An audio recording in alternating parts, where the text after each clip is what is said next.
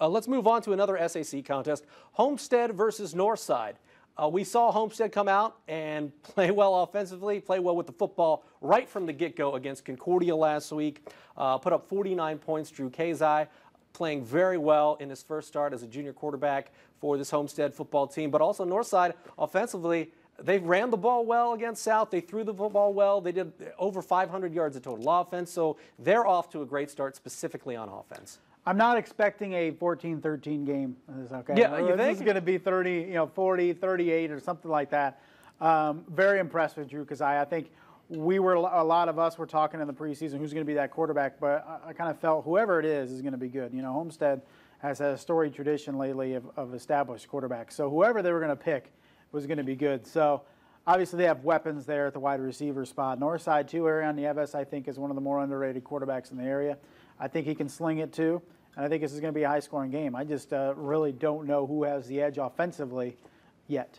I think we saw the growth of Arion Nieves as a quarterback in terms of the way he throws the football, not only in the scrimmage, but last week against Southside. Montrell Moore, we wondered, because they had the running back whose name eludes me right now, Keyshawn Watson transfer. He's over in Ohio now. We wondered who was going to run the football. Montrell Moore, he's a big dude, man, out there towing the bowling ball out there. He was impressive. Yeah, he was impressive. Yeah, he can run it. They got Logan Capps too. To kind of I mean, Logan Capps very underrated. The kid plays defense at 8 tackles Friday. He's a running back. He can split out in a wide receiver spot. He returns kicks at a kickoff return for a touchdown. I mean, that kid is one of the more versatile players in the area. Don't really talk about him much, but with Capps back there and Moore, like you mentioned, two solid running backs for Northside.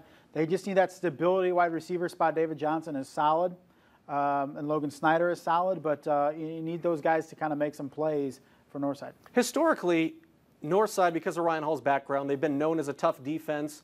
They've had some really athletic quarterbacks in the past, but they've really set the tone defensively in the Ryan Hall era.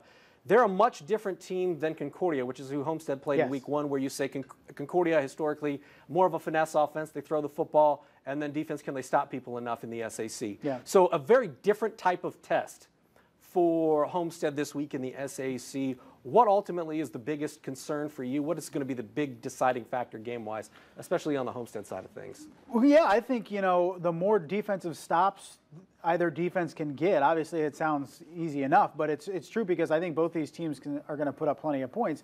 But you made a good point because Concordia, we've known over the last couple of years, can put up a bunch of points but give up a lot of points. So Northside's a little different. I think they have a solid, better defense that kind of stay with those wide receivers a little bit, limit them a little bit.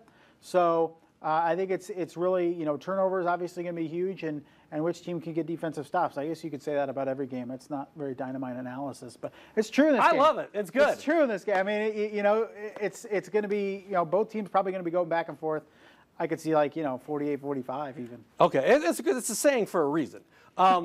Concordia. What's the next game? I'll say you need to turn the ball over less.